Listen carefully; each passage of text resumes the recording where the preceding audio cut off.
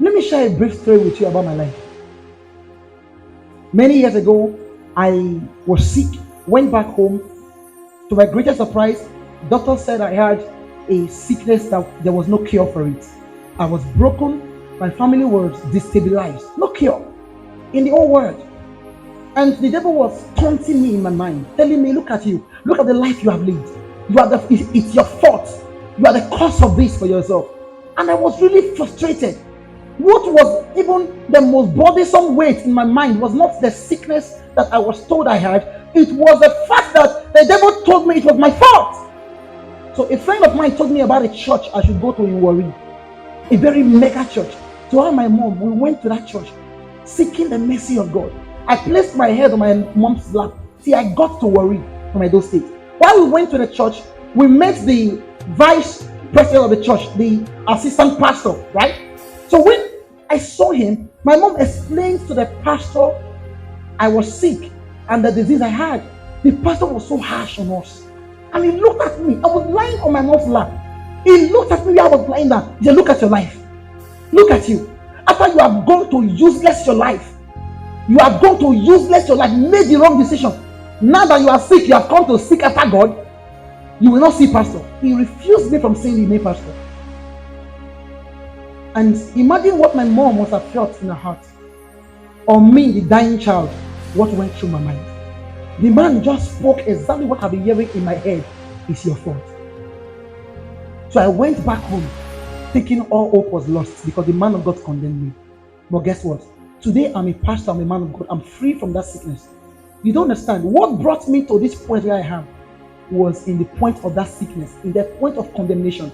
As I laid down on my bed, God took me to a vision and He told me how much He loved me. And He told me He has cured me, He has healed me for His work's sake. So in my mind, I've never seen vision all my life. The very day a man condemned me and told me I cannot see the pastor because of my useless life, that was the day God appeared to me and told me how much He loved me and told me He has called me for His work. A man made me feel I was not worth it. But God came to me and said, you are worth it, son. So the language of a pastor might not be the language of God. Maybe just like me, they have spoken something to you to also break you. Maybe you were pregnant in the church and it was a mistake. But because of that single mistake, the pastor has not been able to forgive you or to let it go. That's not God. God doesn't think like that. I'm telling you the truth. God will look away from your mistake and walk to you and tell you, hey guy, there is still hope. That's the kind of God we serve. So think about it in your heart.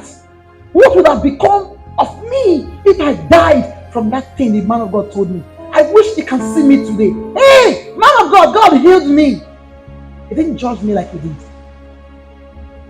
Hey, man of God, I'm still a man of God now.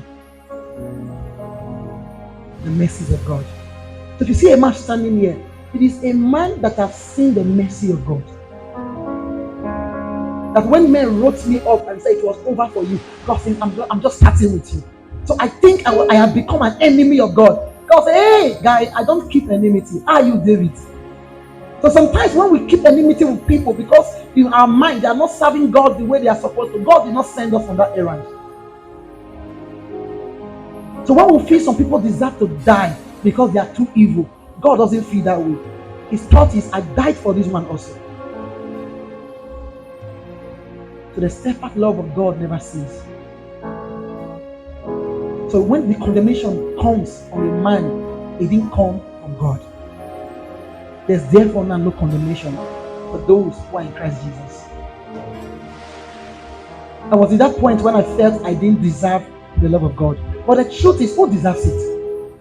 There's no one man that can boast and say, I deserve the love of God. No! God doesn't love you because you love Him. He's the one that first loved you. After you have destroyed your life, you have come to seek God, now go.